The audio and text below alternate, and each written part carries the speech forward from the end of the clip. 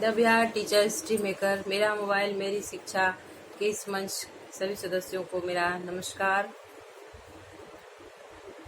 आज मैं दानी पेड़ एक अध्याय था क्लास सप्तम की हिंदी पुस्तक की, उस कहानी को मैंने पढ़ा दिया था। बीच में वीडियो में नहीं डाल पाई किसी कारणवश, तो उसके अभ्यास प्रश्न रह गए थे।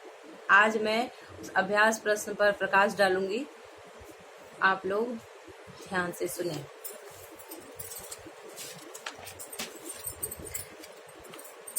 दानी पेड़ की एक बहुत अच्छी कहानी थी। इसमें पेड़ अपना सब कुछ न्यौछावर कर देता है व्यक्ति के लिए, तब भी व्यक्ति खुश नहीं है, लेकिन पेड़ के मन में कोई भी दुख नहीं है, यही इस कहानी में है।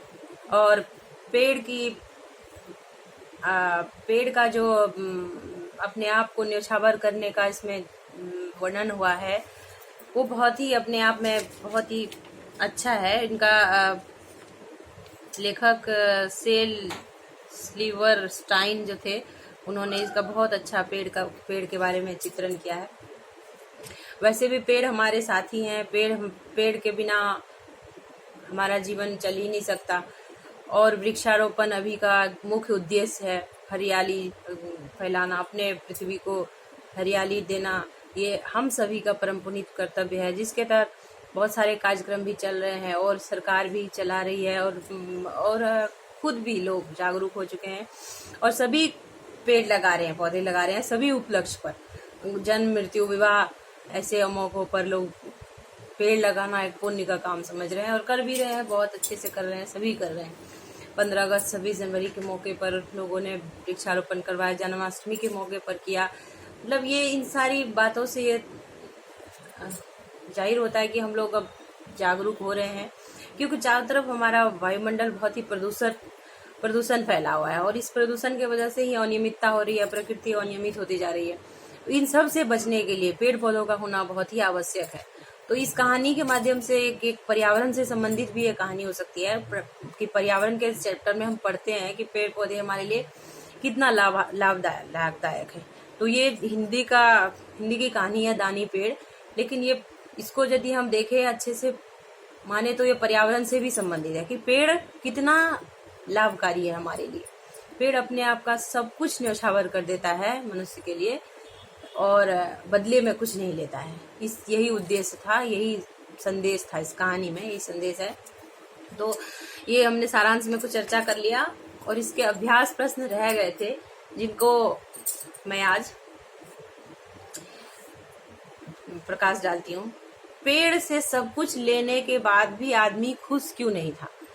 पेड़ कहानी में जैसा कि हमने देखा, पेड़ बड़ा हो रहा था और बच्चा भी बड़ा होता। बच्चा बड़ा होकर के अपने बहुत सारे कार्यों में लग गया, परिवार, घर, बच्चे, और पेड़ जो था वो जीवन भर उसको देता रहा। अपने पत्ते दे दिए, अपने फल दे दिया, अपनी टहनियाँ दे दी, बाद में अपना तना भी दे दिया, लेकिन लड़का जो था वो खुश नहीं था। बाद में जब वो बूढ़ा हो गया तब भी वो नाखुश ही था और उस पेड़ की ठूंठ पर आकर के बैठ के वहीं पर वो सुस्ता रहा था। तो वो खुश क्यों था? क्योंकि पेड़ दानी पेड़ इस कहानी का शीर्षक ही है, और पेड़ दानी होते भी हैं और हमारे लिए लाभदायक होते हैं। हमसे वो कोई उम्मीद नहीं करते और इसीलिए वो खुश था, क्योंकि वो किसी से कुछ उम्मीद नहीं करता है, इसलिए वो खुश था, सब कुछ देकर भी खुश था। दूसरा प्रश्न है, अपना सब कुछ दे देने पर भी पेड़ खुश क्यों था? ये तो हो गया पहला। और पेड़ ने आदमी के बचपन से बुढ़ापे तक की किन किन जरूरतों को पूरा किया? पेड़ ने बचपन से लेकर, बचपन में जब बच्चा छोटा था तो वो उस पर खेलता था, उसके साथ वो उसका मित्र बन गया, खेलने का सहभागी, खेल में उसका सहभागी बन गया, सहपाठी बन गया। और जब वो थोड़ा बड़ा हुआ तो भी उसकी छांव में आकर बैठता था। जब बड़ा होकर के वो चला गया, अपना घर गृहस्थी संभालने लगा, तब भी उसका साथी बन गया। पहले उसने अपने फल दे दिए, फिर अपनी टहनियाँ दे दी, फिर अपने तने दे दिए, और फिर अपना जो उसका ठूंठ बचा था उस पर भी उसे शांति प्रदान किया। बालक जो कि वयस्क हो गया था, उसके बाद में बूढ़ा भी हो गया। तो इस तरह से पेड़ ने अपना सर्वस्व दे दिया और अलग अलग कार्यों के लिए, घर बनाने के लिए लकड़ियां दे दी, नाव बनाने के लिए अपना तना दे दिया, थोड़े से पैसे की जरूरत थी तो उसने अपने फल दे दिए कि इसे बेचकर तुम पैसे कमा लो। इसी तरह से उसने अपना सर्वस्व उस व्यक्ति को प्रदान कर दिया, तभी वो खुश था। अब देखिए, पेड़ को दानी क्यों कहा गया है? पेड़ को दानी इसलिए कहा गया है कि पेड़ अपना सर्वस्व इंसान के लिए, सभी जीव के लिए न्यौछावर कर देता है और बदले में वो कुछ नहीं मांगता है। वो कभी ये नहीं कहता कि मेरे जड़ में पानी डालो, वो खुद ही जमीन की गहराइयों से पानी खींच कर निकालता है और उसे वो इस्तेमाल करता है, उसी सूर्य की रोशनी ले लेता है और उससे अपना भोजन बनाता है। वो मांगता किसी से कुछ नहीं है, परंतु देता सबको सब कुछ है। छांव देता है, हवा देता है, अपनी लकड़ियां देता है, फल देता है, फूल देता है, इसीलिए पेड़ दानी है। बड़ा होने पर लड़का दुखी क्यों रहने लगा? बड़ा होने पर लड़का इसलिए दुखी रहने लगा कि उसका आय कम थी उसकी और खर्च ज्यादा था, तो खर्च पूरा नहीं हो पा रहा था, इसीलिए वो दुखी रहता था। और पेड़ उसका जितना बन पड़ा, पेड़ ने उसकी सहायता की, एक सच्चे मित्र की तरह। इस तरह से हमने देखा कि ये कहानी भी बहुत रोचक थी और प्रेरणादायक भी, और इसके अभ्यास प्रश्न भी पर भी हमने प्रकाश डाला। हिंदी का अध्याय हो और व्याकरण की बात ना हो, ये हो ही नहीं सकता है। हमारे पुस्तक में हर अध्याय में कुछ न कुछ व्याकरण के प्रश्न दिए गए हैं। जैसे कि देखिए, यहाँ दिया गया है वाक्यों को लिंग निर्णय करने के लिए।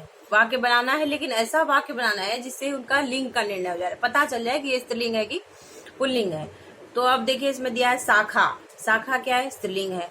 तो हम इसको कैसे बनाएंगे? पेड़ की शाखा टूटकर गिर गई, तो ये हो गया, इससे लिंग निर्णय। गई हमने लिखा, पेड़ की शाखा टूटकर गिर गई, इसका मतलब है कि ये स्त्रीलिंग है।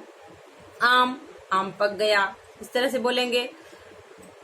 तो खिचड़ी, रंग, बंधु, बाजार, इस तरह से 4 और इसमें वाक्य दिए गए हैं।